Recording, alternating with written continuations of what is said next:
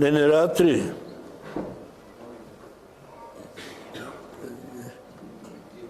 ಚರ್ಚ್ನ ಮೇಲೆ ದಾಳಿ ಮಾಡಿದ್ದಾರೆ ಹೊರಗಡೆ. ಅದು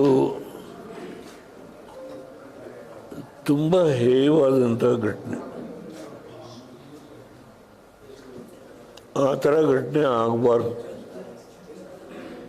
ನ್ಯೂ ಇಯರ್ಸ್ ಈವಲ್ಲಿ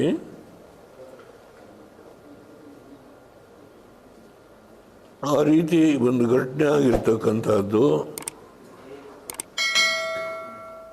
ನಾವೆಲ್ಲರೂ ಖಂಡಿಸಬೇಕಾದ್ದು.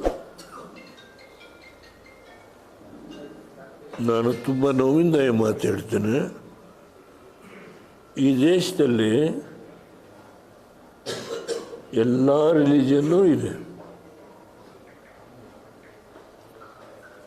ಬರೀ ಹಿಂದೂಗಳಷ್ಟೇ ಅಲ್ಲ, ಮುಸ್ಲಿಮರಷ್ಟೇ ಅಲ್ಲ, ಕ್ರಿಶ್ಚಿಯನ್ಸ್ ಇದ್ದಾರೆ, ಪಾದ್ರಿಗಳಿದ್ದಾರೆ, ಜೈನ್ಸ್ ಇದ್ದಾರೆ,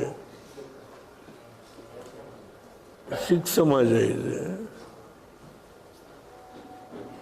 ಬುದ್ಧಿಸ್ಟ್ ಇದ್ದಾರೆ. ಈ ಥರ ಘಟನೆ ಆಗಬಾರ್ದು.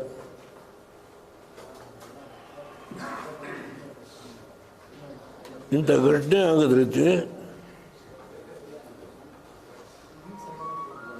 ಯಾವ ರಾಜ್ಯ ಸರ್ಕಾರವೂ ಯಾವ ಕೇಂದ್ರ ಸರ್ಕಾರವೂ ನನಗೆ ಸಂಬಂಧ ಇಲ್ಲ. ಇಂಥ ಘಟನೆ ಆಗದ ರೀತಿ ಭಾಳ ಕಠಿಣವಾದ ಕ್ರಮ ತೆಗೆದುಕೊಳ್ಬೇಕಾದ್ದು ಅತ್ಯಂತ ಅವಶ್ಯಕ.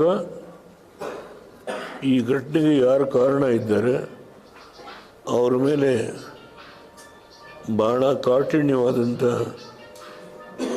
ಕ್ರಮವನ್ನು ತೆಗೆದುಕೊಳ್ಬೇಕು ಅಂತ ಹೇಳಿ ನಾನು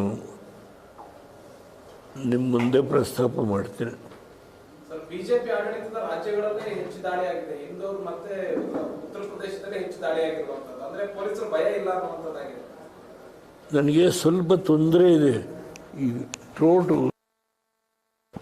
ಇದನ್ನು ಆಪ್ರೇಟ್ ಮಾಡಿದ್ರು, ಅಲ್ಲಿಂದ ಸ್ವಲ್ಪ ಕಿವಿ ನಾನು ಇದನ್ನು ಹಾಕೊಳ್ತಾ ಇಲ್ಲ. ನಮ್ಮ ಪಕ್ಕದ ತಿಪ್ಪೇಸ್ವಾಮಿಯವ್ರು ಕೂತ್ರೆ ನನಗೆ ಹೇಳ್ಬೋದು.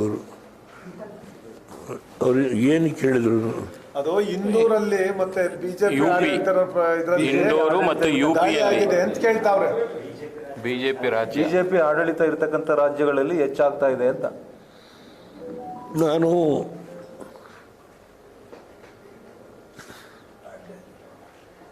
ಯಾವ ರಾಜ್ಯದಲ್ಲಿ ಹೆಚ್ಚಾಗಿದೆ, ಯಾವ ರಾಜ್ಯದಲ್ಲಿ ಕಡಿಮೆ ಆಗಿದೆ ಅನ್ನೋದಕ್ಕೆ ಬದಲಾಗಿ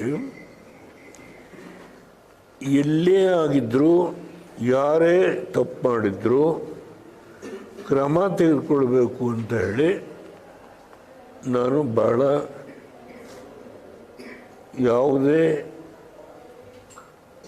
ಆತಂಕ ಇಲ್ಲದೆ ನಿರ್ಭಯವಾಗಿ ಹೇಳ್ತಾ ಇದ್ದೇನೆ. ನಿನ್ನೆ ಪ್ರಧಾನಮಂತ್ರಿಗಳು ದೆಹಲಿಯೊಳಗೆ ಒಂದು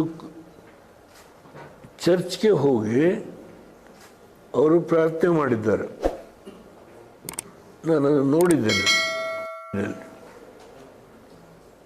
ಅಂದ ಪ್ರಧಾನಮಂತ್ರಿಗಳು ಇದಕ್ಕೆ ಹಿಂದೆ ಸರಿತಾರೆ ಅಂತ ನಾನು ಅಂದುಕೊಳ್ಳಿ. ಪ್ರೈಮ್ ಮಿನಿಸ್ಟ್ರೇ ಭಾಗಿಯಾಗಿದ್ದಾರೆ. ನಿನ್ನೆ ಚರ್ಚ್ಗೆ ಹೋಗಿದ್ದಾರೆ, ಪ್ರಾರ್ಥನೆ ಮಾಡಿದ್ದಾರೆ.